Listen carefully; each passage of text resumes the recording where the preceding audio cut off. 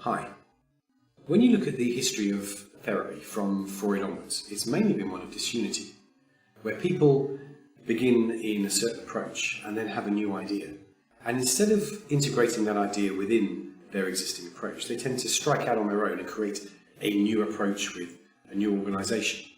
And so the last 100 years or so, there have been scores of new therapies who don't particularly talk to each other, who often disrespect each other, and often repeat each other.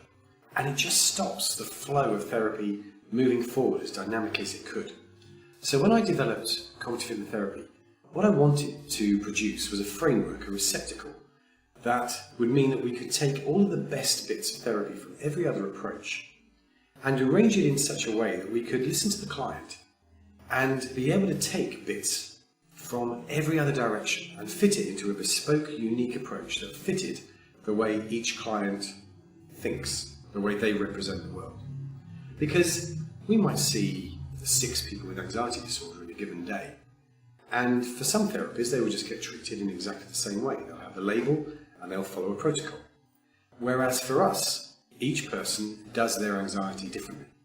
And when you have tools to understand what those differences are, they naturally lead to a different selection of techniques and approaches, which keeps it creative and exciting for us and makes it more effective for you.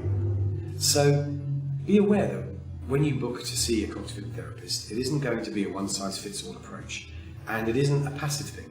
We need to understand you, and we need you to be an active participant in the therapy. It's the pair of us working together to whatever your solution might be.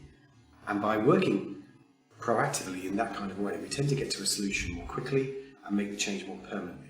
So I think you'll enjoy the process far more than you might have expected.